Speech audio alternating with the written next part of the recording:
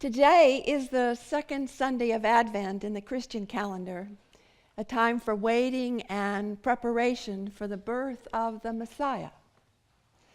I think that many of the stories from the world's religions carry universal truths about human experience. Certainly, waiting and preparing for what is to come and what we hope is to come is universal. Historically, Advent is a time for waiting for the promised something wonderful, the presence of God, companionship and comfort in our captivity, cheer for an aching heart, ceasing greed and warfare, tempering knowledge with care. We are told that Micah, the Jewish prophet who foretold the story of a babe being born in Bethlehem, that same Micah thought his task was to expose injustice and inequity, to offer a word of hope and salvation, to make known a vision of a new and transformed way of life for his community and his world. Micah railed against the political and religious leaders of his day because they had abandoned their divinely ordained responsibility of exercising and maintaining justice throughout the land. The common good was being usurped by personal self-interest on the part of the Judean court, large landowners, and merchants. Micah could almost be talking about today. And it is another Jewish prophet, Isaiah, who tells us, "The people who walked in darkness have seen a great light.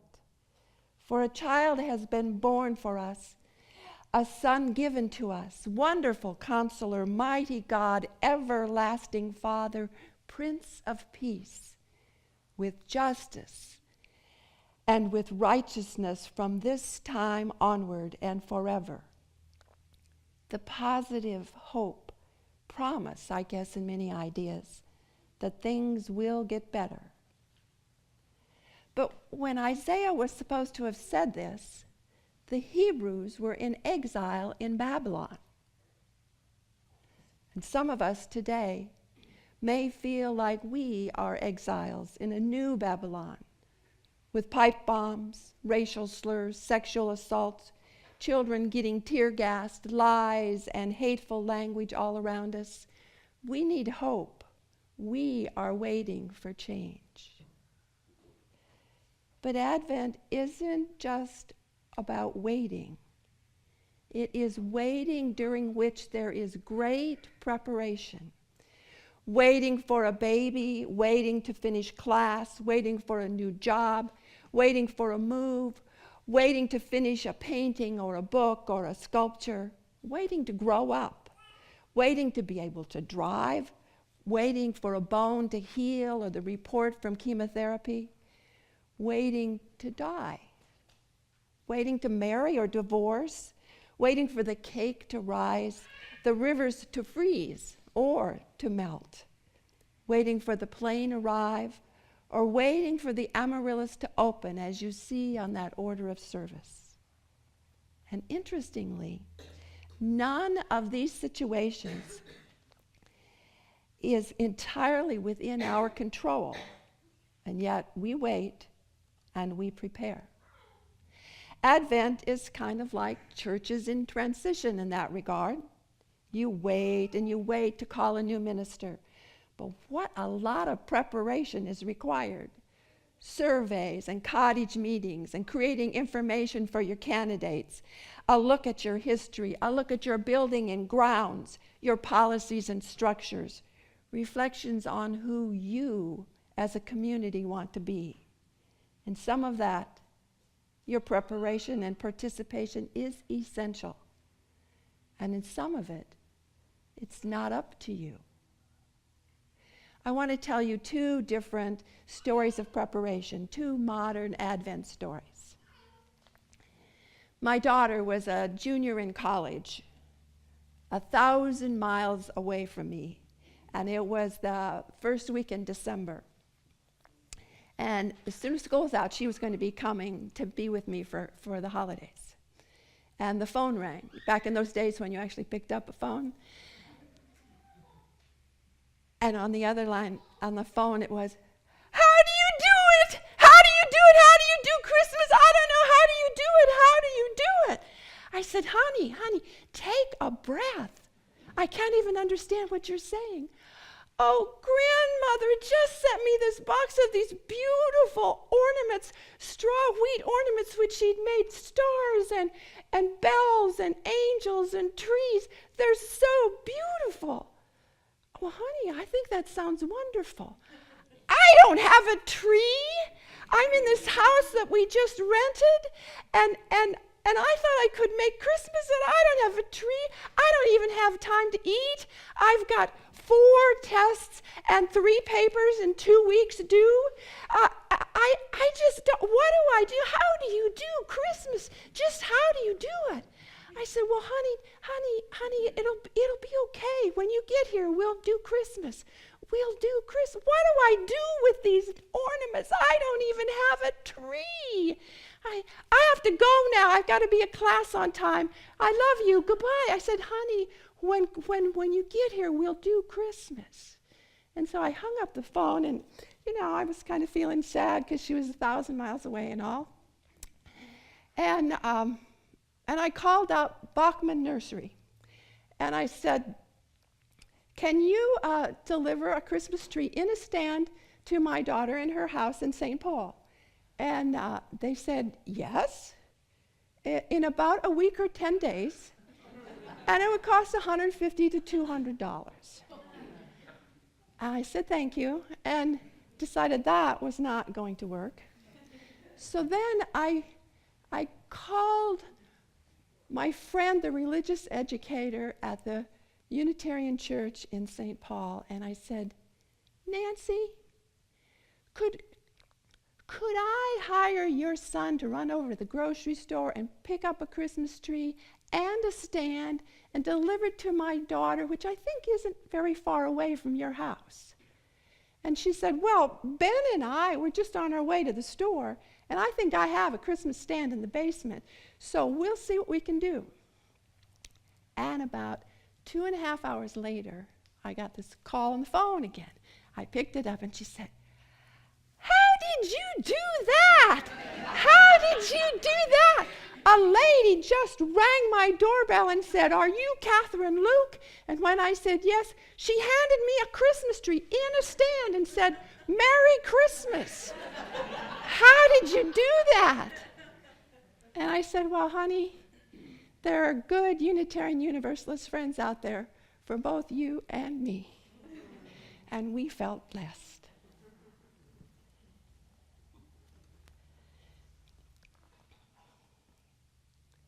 And the second story I want to tell you is from my friend and colleague, Meg Riley, who is the senior minister of the Church of the Larger Fellowship. But when the story went on, she was the head of the Unitarian Universalist Association Washington office in the District of Columbia. Years ago, Meg says, her office bought a new telephone system, an answering system. And for some reason, the waiting time after punching the extension you wanted and getting the person on the phone was insanely long, probably 2 full minutes, about the same length of time that you have in your meditation of total silence. Meg said no matter what kind of music we tried putting on it, people were inevitably crabby when they finally got to us. And finally, someone in the office had this great idea to change our answering machine. So when you called, you got this message. After you push your party's extension, please enjoy an extended time of silence to meditate and pray. And then, rather than playing music, it was completely quiet.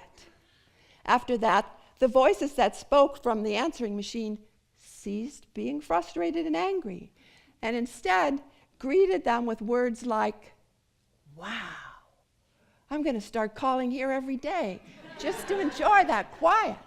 Or, I wish that had lasted a little longer. And someone from the Washington Post even put a blurb in the paper called, "Just pray someone answers." It was all about creating space just for waiting. Meg says, for me, I think that space is a place of anticipation, expectation, and even longing. Expectation, anticipation, and even longing. That's what congregations in transition may feel as they prepare for a new minister. They are held in grace by all those others in the community. Henry Nouwen says, the waiting person is a patient person. And the word patient means the willingness to stay where we are and live the situation out to the full in the belief that something hidden there, and I might say mystery, will manifest itself. Something hidden will manifest itself. He says the secret of waiting is the faith that the seed has been planted, that something has begun. Active waiting means to be present fully to the moment in the conviction that something is happening where you are and that you want to be present in it. A waiting person is someone who believes that this moment is the moment. And in the moment, we just have to be our best selves. Actually, I think we are called simply to be our best selves. I have seen your best selves. People come here because they care and because they need people to care about them. People have been here since 1877. That's 141 years people have been caring and dreaming what the future would look like here. It's been a long journey with 141 years of preparation, 141-year Advent for this year and the next year and the next year after that. And sure, the waiting can be confusing. Sometimes you're misunderstood. It can be a bit scary, and sometimes you can't quite find your place, but you can be present with that waiting. So keep your eyes and your ears and your hearts open to those holy moments, the moments of mystery, the time in between. I have read poet and short story writer Raymond Carver's words about the waiting time until his death. Upon information that he was going to die, he went off to Las Vegas and got married to Tess Gallagher, and they went off and wrote one more book, A New Path to the Waterfall. And the last poem in that book is called Late Fragment. And did you get what you wanted on this world, on this life? Even so, I did. And what did you get? And what did you want? To call myself beloved, to feel myself beloved on the earth. It was the time in between, not what he was waiting for, but what happened in his life on the waiting journey. You know, theologians often call that time in between that which is holy, mystery, or the presence of God. For Ray Carver, it seems it was holy. All the time I am journeying through time in between, I realize that the people in my life have worth and gifts, some of which I receive, and some of which I cannot even imagine. I look at you all, and I realize that yes, you are waiting for a wonderful new minister, but even more, I think you are looking forward to being in community, which continues to hold you and welcome you just as you are in this holy place. You know, your new minister will not be the Messiah. But with a little luck, will be a reflection of who you are, one who joins with you to say we, the First Unitarian Church, one who, like each of you, lives heart, sweat, and soul in that in-between mystery of where First Unitarian has come from and where you are going. It may be that in fact our lives are the time in between. It is our lives, the ways in which we live and love, that are holy, that are the mystery, where we find the presence of God, however you might define that. And when we think the waiting ends, it often evolves into another waiting, allowing us again in that time in between to be present in the mystery.